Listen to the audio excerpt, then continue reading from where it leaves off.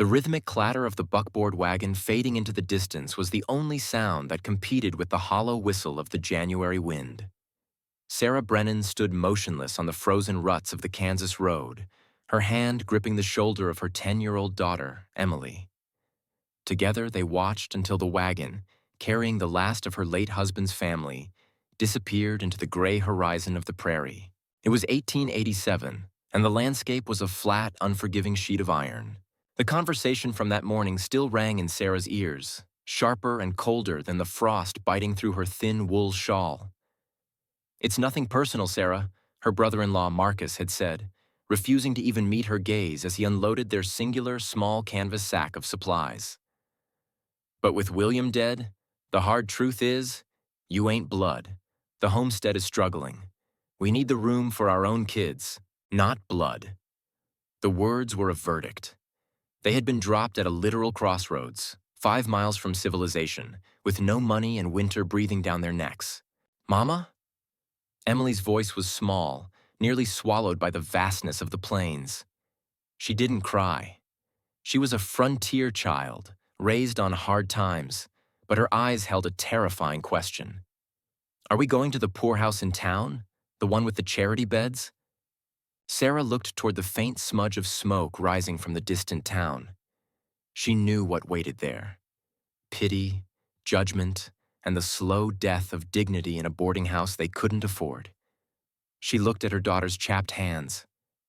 Then, a memory surfaced.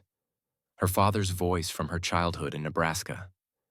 "When you have nothing but land and grit, Sarah, you build down. You build a dugout. It's the earth's promise to keep you safe." Sarah straightened her spine. The fear was there, heavy as a stone in her gut, but she wouldn't let it show. She looked at the rolling hills to the south, away from the town. "No, Em," Sarah said, her voice finding a sudden steely edge. "We aren't taking anyone's charity. We're going to build our own home, a place no one can ever kick us out of." She hoisted the meager supply sack onto her shoulder. "Come on, we've got daylight to burn." Turning their backs on the road, mother and daughter stepped off the beaten path and walked straight into the wild, open prairie. They had been walking for nearly 2 hours, their boots crunching against the frozen crust of the prairie, when Emily suddenly stopped. The wind was relentless, stinging their cheeks, but the girl's attention was fixed on a solitary leaning fence post about 50 yards off the main track. "Mama, look," Emily whispered, pointing a mittened hand. "Is that a wolf?" Sarah squinted against the glare of the snow. It wasn't a wolf. Huddled against the gray wood of the post was a dog, a medium-sized shepherd mix with a coat of matted brown and white fur. As they approached cautiously, the animal didn't growl or run. It simply lifted its head. Its dark eyes were heavy with a weary, heartbreaking resignation. The dog was shivering violently, ribs showing through its coat like the rungs of a ladder. But it was the thick, frayed rope around its neck that made Sarah's stomach turn. The end hadn't been chewed through. It had been cut. "Someone left him here," Emily said, her voice trembling. She dropped to her knees in the snow, disregarding the cold. "They tied him up so he couldn't follow." Sarah stood over them, her mind racing through the brutal arithmetic of survival. She knew exactly why this had happened. It was a hard winter. A farmer somewhere had made a cold calculation. Too many mouths to feed, not enough cornmeal. The dog was just another casualty of convenience. "We don't have food for him, Em," Sarah said, though the words tasted like ash in her mouth. "We barely have enough jerky to get us through the week. He's just another burden." "But he'll die out here." Emily looked up, tears finally spilling over. "He was thrown away, Mama. Just like Uncle Marcus threw us away. We can't just leave him." The comparison struck Sarah like a physical blow. She looked at the dog, then at her daughter, and finally at the vast, empty horizon. If they left him, they were no better than the family that had abandoned them at the crossroads. Survival wasn't just about breathing. It was about who you were while you were doing it. Sarah let out a long, white breath into the frigid air. She reached into her pocket, pulling out a small strip of dried beef. A precious ration. She knelt beside the dog. "All right," she murmured. "Easy now." The dog hesitated, sniffing her hand, then took the meat with a gentleness that surprised her. He didn't snatch. He ate slowly, grateful. Sarah reached out and untied the knot at the fence post. The rope fell away. "He needs a name if he's coming with us," Sarah said, standing up and brushing the snow from her skirt. Emily stroked the dog's ears, watching as he leaned his thin weight against her leg, seeking warmth. "Scout," she decided firmly, "because he's going to help us find a place to live." "Scout it is," Sarah nodded. "Come on then, we're burning daylight." They moved forward again, heading toward the creek line in the distance. They were no longer just a widow and an orphan walking into the unknown. They were a pack. And as Scout limped faithfully beside them, Sarah felt a strange, new strength settle in her chest. They had saved a life, and in this frozen wasteland that felt like the first victory, they found their salvation on a south-facing slope near a partially frozen creek, shielded from the biting north wind by a rise in the land. It was the perfect spot, but the prairie did not give up its shelter easily. The following weeks were a blur of grueling, back-breaking labor. With no shovel and only a dull knife from their meager supplies, Sarah had to improvise. She found a flat, sharp piece of limestone in the creek bed to use as a spade and fashioned a digging stick from a fallen cottonwood branch. The ground was hard, compacted by centuries of buffalo herds and locked tight by the frost. "Just another inch, Em. We just need another inch," Sarah would grit out through clenched teeth, hacking at the clay. Her hands took the brunt of the punishment. Within 2 days, her palms were a map of blisters. By the fourth, they had burst and bled. Sarah tore strips from her petticoats, binding her raw hands in the makeshift rags so she could keep gripping the rock. She worked with a frantic, rhythmic intensity, driven by the terrifying gray clouds gathering on the horizon. Emily, despite her size, was a warrior. She hauled the loosened earth away in her skirt, dumping it to form the windbreak walls.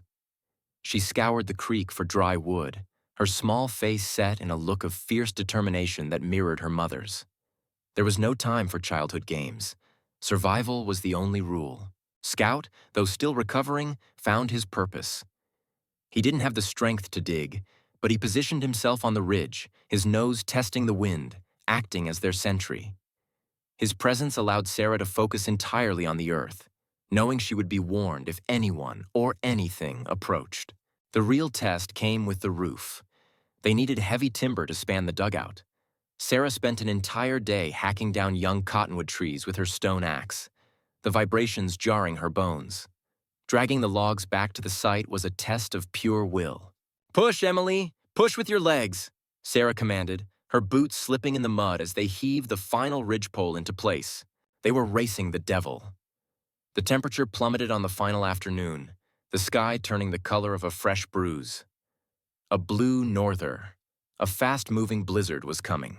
Working until their fingers were numb, they laid the lattice of willow branches over the logs and covered it with thick squares of prairie sod, grass side down. It wasn't pretty. It was a scar on the hillside, a jagged mouth of mud and timber. As the first snowflakes began to swirl, thick and blinding, Sarah wove the last branches into a crude doorframe and hung a piece of canvas over it. Inside. "Now," Sarah ordered, ushering Emily and Scout into the dark hole. They scrambled into the gloom just as the wind began to scream, burying the world outside in white. They were exhausted, battered, and bleeding, but as Sarah pulled the canvas tight, the howling wind was muffled to a dull roar. They were underground. They were safe. The dugout held, while the blizzard raged above, screaming across the flatlands like a vengeful spirit. The earth embraced them in a steady, silent hug. The temperature inside never dropped below freezing, the thick sod roof turning the dugout into a womb of safety amidst the chaos. But as the weeks dragged on, the cold was replaced by a more insidious enemy: hunger. Their small sack of provisions had dwindled to nothing but dust.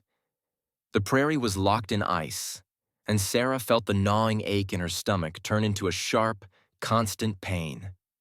She looked at Emily, whose face was growing gaunt, her cheekbones sharpening in the firelight.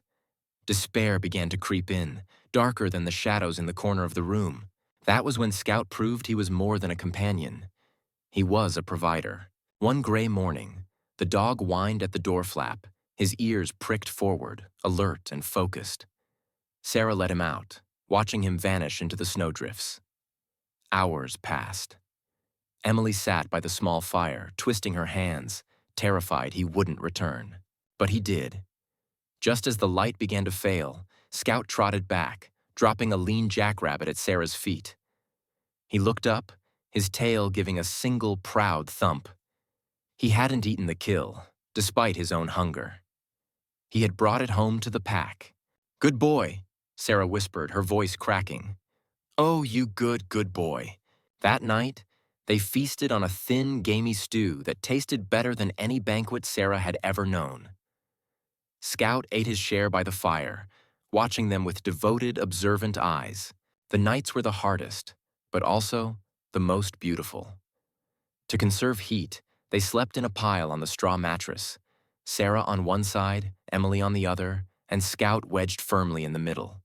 He was a living furnace, his steady heartbeat a lullaby that chased away the fear of the dark. They were a three-heart heater, breathing in unison. Determined not to let survival turn them into savages, Sarah insisted on keeping their minds sharp. By the light of a flickering tallow candle, she taught Emily to read and write using charcoal on smooth pieces of firewood. "We might be living in a hole, Em," Sarah said, tracing a letter A on the wood.